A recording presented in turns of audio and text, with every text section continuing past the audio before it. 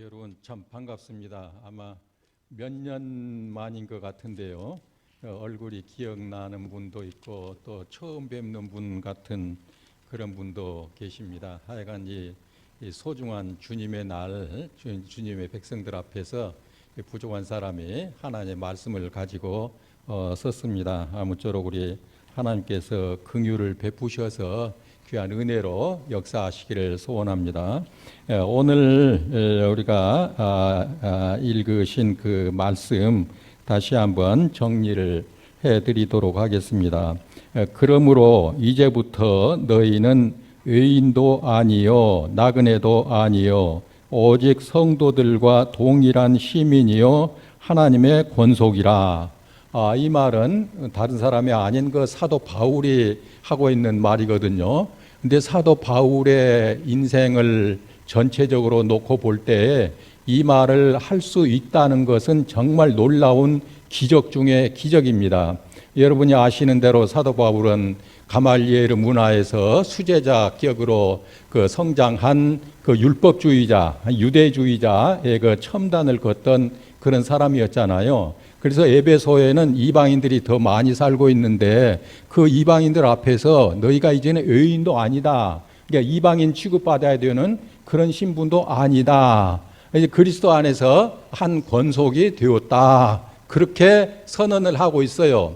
사도 바울의 입에서 이런 말이 나올 수 있다는 거, 이거 정말 하나님의 은혜가 아니면은 도저히 불가능한 그런 사실이죠. 그 다음에 또 20절에도 보면은 너희는 사도들과 선지자들의 터 위에 세우심을 입은 자라 그리스도 예수께서 친히 모퉁이 돌이 되셨느니라. 이 사도들과 또 선지자들 위에 그 세움을 받은 자다. 선지자들이라면은 구약을 대표적으로 하는 말이고 사도들이라면 이제 예수님께서 친히 부르시고 양육하신 12명의 그 사도들을 말하죠. 근데 여기에 지금 사도 바울의 이 말을 듣고 있는 그 청중들은 그 구약과 신약의 우리 그 예수 그리스도로 인하여서 부름받고 지금 이 자리에 앉아 있는 사람들이다. 그리고 그리스도께서 친히 머릿돌이 되셨다. 건물마다 그 머릿돌, 우리 가장 중요해요. 머릿돌이 기준이 돼야 되고 머릿돌이 제대로 박혀 있어야 그 건물이 이제 안전하죠. 그래서 안전한 그 뿌리, 안전한 터 위에 세우심을 받은 당신들입니다. 그걸 또 선언을 하고 있어요. 그리고 21절에 보면은 그의 안에서 건물마다 서로 연결하여 주 안에서 성전이 되어 가고, 이게 건물이면은요, 여기에 벌써 든든한 교회만 해도 두 채가 있잖아요. 건물이 두 개가 있고, 또 뭐 옆에 가면 뭐가 어디 가고, 뭐 수없이 많은 게 이제 건물들인데, 그 건물들이 서로 연결하여서 그 주께서 거하실 그 처소가 되어가고 있다. 성전이 되어가고 있다. 이렇게 말하고 있습니다. 그래서 이 세상에 있는 모든 것은 서로 연결되어 가지고 결국은 하나님께서 거하실 만한, 주께서 거하실 만한 그런 처소, 그런 성전으로 지어져 가고 있다. 이것을 사도 바울이 말하고 있는 거예요. 놀라운 말입니다. 그 다음에 너희도 성령 안에서 하나님의 거하실 처소가 되기 위하여 그리스도 예수 안에서 함께 지어져 가느니라. 현재 진행형입니다. 성령 안에서 너희도, 그러니까 어디 가나안 땅에 가야 많이 만날 수 있는 히브리인들만이 아니고 유대인들만이 아니고 너희도, 여기에는 지금 아랍인도 있고 북아메리카에서 간 사람도 있을 것이고 아시아에서 간 사람들도 있을 것이고 그래요. 앉아 있는 당신들 모두가 다 그리스도 안에서 함께 연락되어서 그리스도께서 거하실 만한 처소가 되기 위하여서, 하나님이 거하실 처소가 되기 위하여서 그리스도 예수 안에서 함께 지어져 가느니라. 지어져 간다고 그랬어요. 지어졌다라는 정도가 아니고 지금도 지어져 가고 있어요. 계속해서 수리할 것 수리하고 바로 세울 것 바로 세우고 또 자재가 필요한 것도 구해오고 해가지고 계속 짓고 있다 그 말입니다. 지어져 가고 있다 그런 말이에요. 오늘 우리는 이 말씀을요, 우리 인생 역시 지어져 가고 있다. 여러분들 연세들이 여기에 10대는 없어 보이고 20대도 없어 보이는데요. 그러면 이제 사람이 그 30대가 넘고 40대가 넘고 하면은요, 굳어버린다고 그러죠. 성장을 안 한다고 그래요. 그래가지고 그거 가지고 이제 돌리고 써먹고 하다가 이제 뭐 허무감, 허탈한 그런 마음 가운데서 인생의 종막을 맞고 그런다고 하는데요. 우리 인생은 그게 아니다 그 말이에요. 계속 지어져 가고 있다. 자라가고 있고 성장해 가고 있고 배우고 있다. 깨달아가고 있다 하는 것을 말하고 있는 것입니다. 그 한국의 유명한 시인이 그런 말을 했죠. 올라갈 때에는 보이지 않던 거 내려올 때 보이네. 그런 말씀 많이 들어보셨을 거예요. 올라갈 때는 보이지 않았어요. 40대 50대 되도록 부지런히 돈 벌고 또 자식들 잘 키우고 뭐 하려고 막 바삐 움직일 때에는 보이지 않고 막 가기만 했는데 나이 60대고 70대고 하면서 가만히 돌아보니까 아이고 그게 다가 아니었구나. 오히려 더 소중한 거, 더 큰 것이 눈에 띄고 생각이 나더라.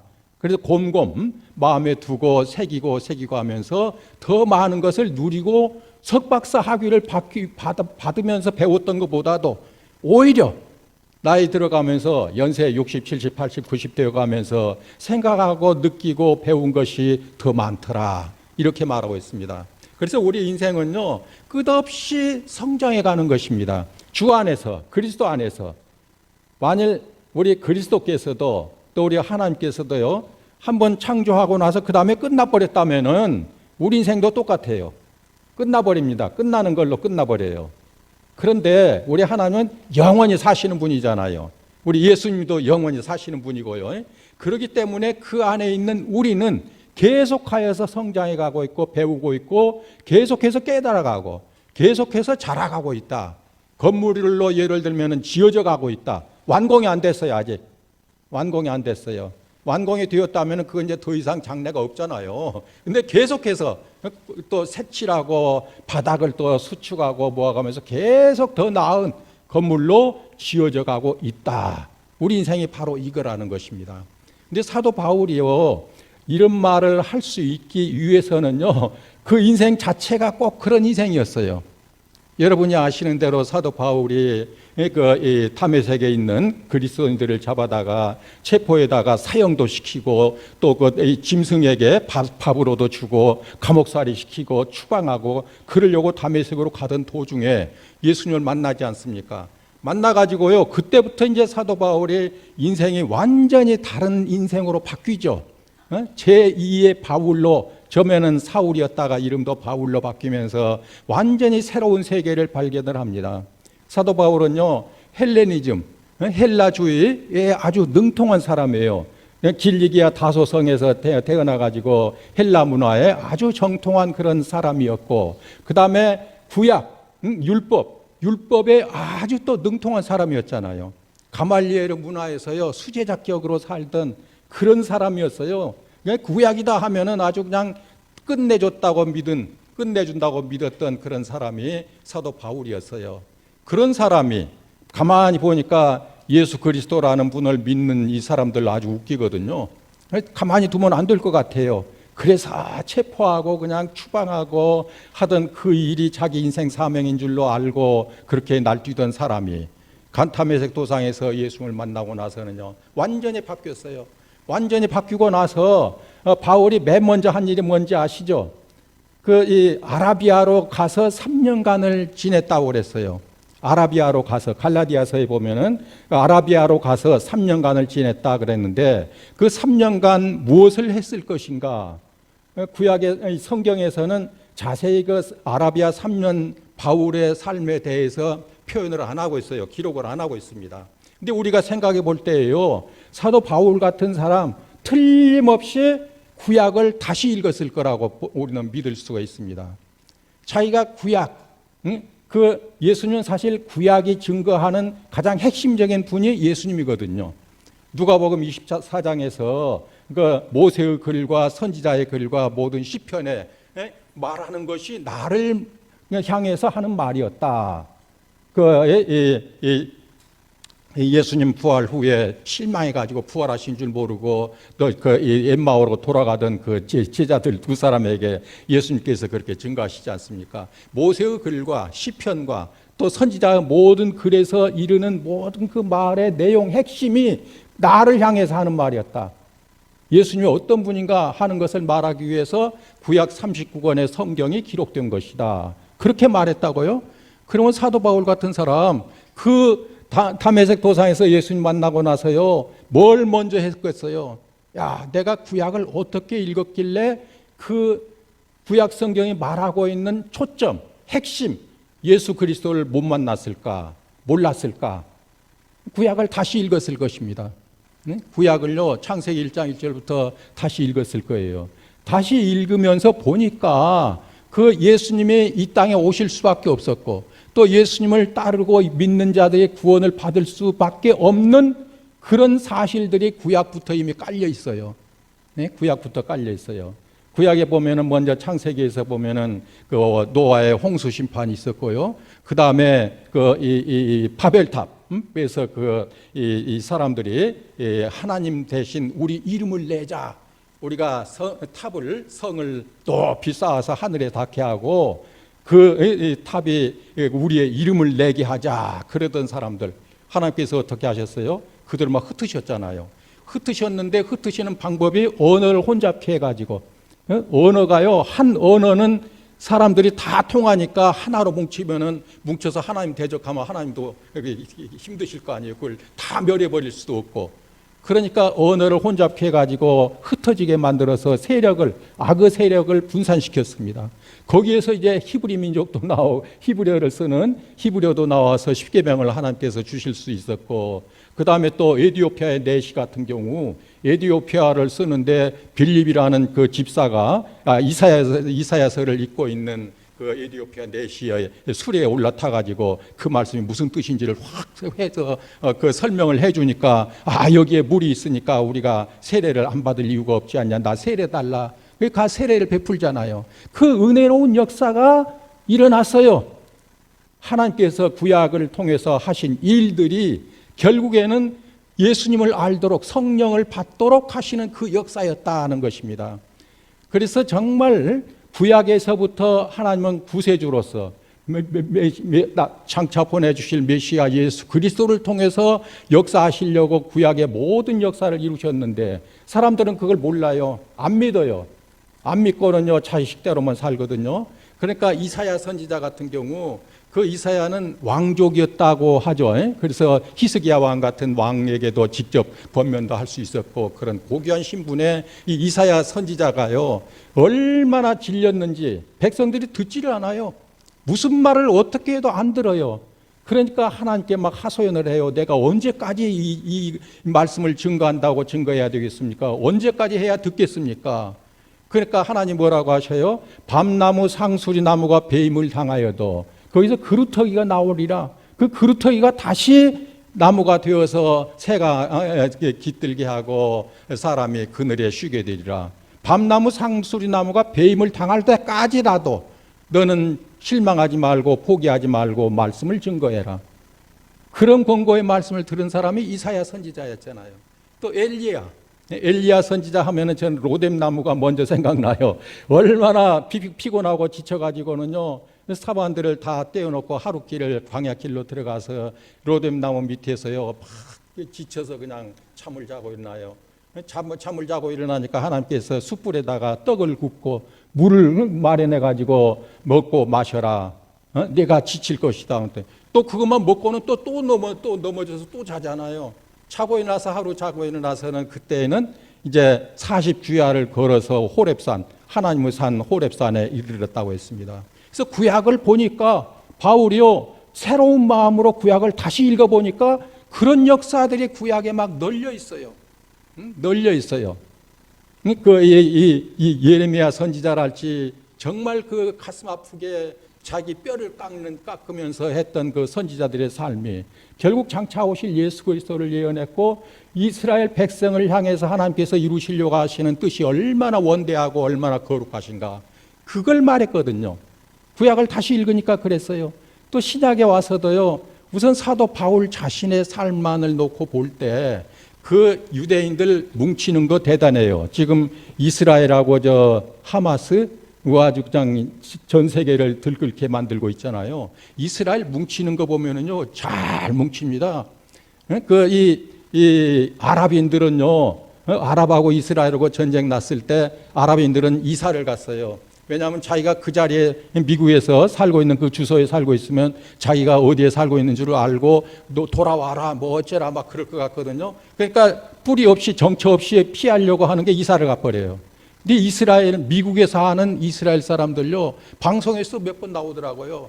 나 돌아간다고, 유학 중에 있지만은 돌아간다고, 내 조국이 내 나라가 전쟁 중에 있는데 내가 어떻게 이렇게 책상에만 앉아 있을 수 있냐고, 돌아간다고. 그런 방송 많이 봤습니다. 이스라엘 아주 뭉치는 거 아주 무섭게 뭉쳐요. 뉴욕에도 이스라엘 사람들 많잖아요. 유대인들 많잖아요. 그 사람들 자기들끼리 뭉치는 거 보세요. 아주 놀라워요. 틈새기가 없이 자기들끼리 잘 뭉쳐요. 그렇게 살던 그런 유대인으로 살던 사도 바울이요, 다메섹 도상에서 예수님 만나고 변화되니까 그 유대인들이 자기를 막 핍박을 하는데요, 정말 정념이 떨어져요. 40명의 결사대를 조직해가지고 바울을 제거하기 전에는 먹지도 않고 마시지도 않겠다, 그랬잖아요. 다소성에서는 또 얼마나 쳐서 또 했는지 죽은 줄 알고요, 친 사람들이 죽은 줄 알았어요. 죽은 줄 알고 성 밖으로 내버렸습니다. 그때 사도 바울이 털털 털고 일어나서 우리가 하나님 나라에 들어가려면 많은 환난을 겪어야 하리라, 그러면서 제자들을 격려하고 번고하고 또 다음 장소로 전도하러 갔다, 그렇게 말하지 않습니까? 사도 바울의 인생을 보면은요 정말 기구해요. 정말 그렇게 짓밟히고 그런 인생을 살면서도 오직 자기를 부르신 예수 그리스도 한 분을 향해서 쉼 없이 나아갔다 하는 이런 삶을 살았습니다. 근데 사도 바울의 자기 자신의 삶만을 놓고 볼 때에도 유대주의로 살 때, 또 헬레니즘에 다 박해가지고 헬라 철학, 헬라 사상에 능통했던 그런 말 듣고 살면서 교수로 가도 갈 수 있었던 그런 사람인데, 그런 인생으로 살던 것도 다 이유가 있었더라. 뜻과 뭔가 나중에 쓰임새가 있게 하려고 하나님께서 나로 하여금 인생 전반부를 그런 길을 걷게 하셨다, 그렇게 보이는 거예요. 쓸모없는 것이 아니었다. 우리 하나님 나라에는요 부족한 게 없어요. 그렇게 믿으시죠? 아멘 하셔야 돼요. 이럴 때 부족한 게 없어요. 부족한 게 없고 없는 게 없어요. 없는 게 없습니다. 근데 없는 게 딱 한 가지가 있어요. 뭔지 아세요?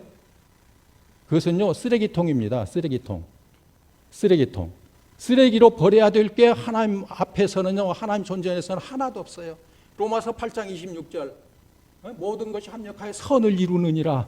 하나님의 사랑을 받고 사랑으로 부르심 받고 사는 모든 사람에게는 모든 것이 합력하여 선을 이룬다. 선을 이룬다는 말은 하나님을 알게 한다.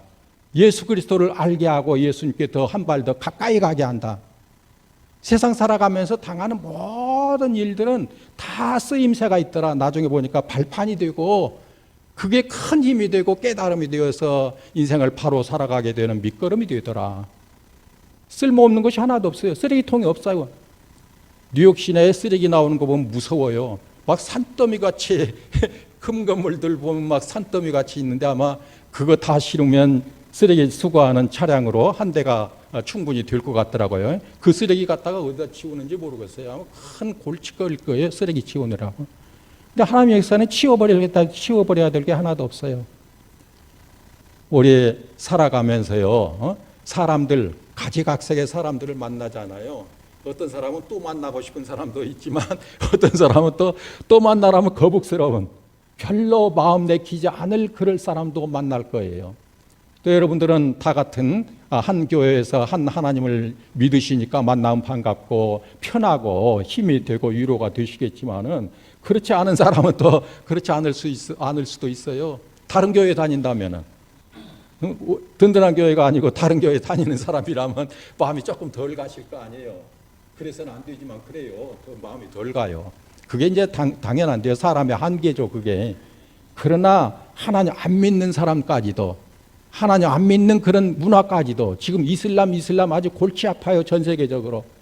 이것도요, 하나님께서 다 뜻이 있어요. 창세기에 보세요. 응? 야곱과 에서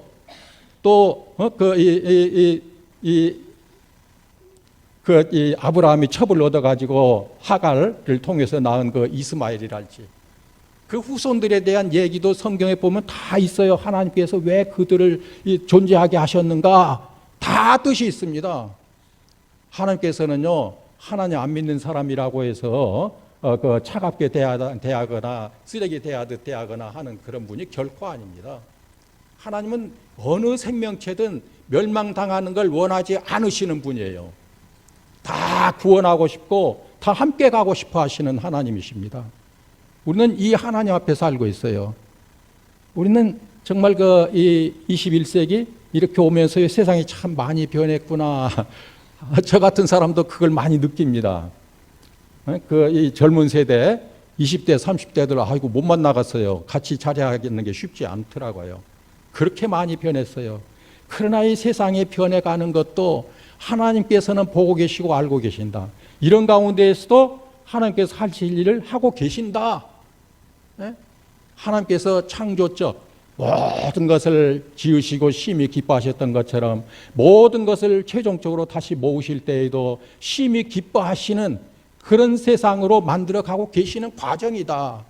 그러면 나는 그 하나님을 신뢰하고 하나님을 의지하고 하나님 앞에 그저 눈을 하나님께 맞추고 가는 길밖에는 없다. 우리가 이런 마음을 가지고 살 때에요, 어떤 사정, 어떤 형편 가운데에서도 좌절하지 않을 수가 있고 또 포기하지 않을 수 있고요, 또 뭘 또 막아버리지 않을 수가 있어요. 끝내버리지 않을 수가 있어요. 다 모든 것은 나에게 뭔가 메시지, 교훈을 주고 있다. 뭔가 내가 배워야 될 그 뭔가 포인트를 나에게 주고 계시는데 아직 내가 제대로 못 깨닫고 있다. 기다려야 된다. 더 생각해보자. 기도해보자. 이런 자세가 우리에게 있을 때예요, 우리가 모든 일 앞에서 정말 감사하는 마음으로 역시 뭔가 더 있을 수 있다. 하나님은 끝없이 나를 가르쳐 주시고 끝없이 나와 함께 하기를 원하시는 분이다. 이런 하나님을 믿고 여러분 어찌하든지 마음을 너무 조급하게 생각하지 마시고요, 또 너무 또 쉽게 결론 내려버리지 마세요.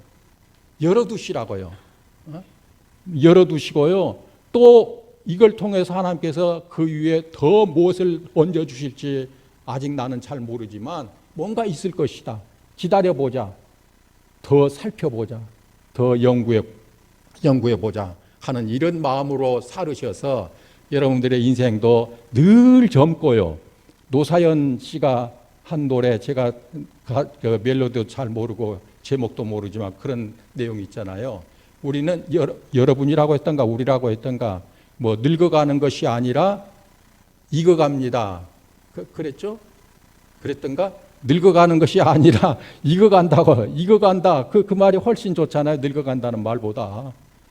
우리 인생은 그래요. 여러분 어찌하든지 정말 오늘 우리 사도 바울의 인생 한 몇십 시간 해도 모자랄 그 내용을 지금 단 몇십 분 동안에 막 줄이고 축약하고 해가지고 말씀을 드렸는데요.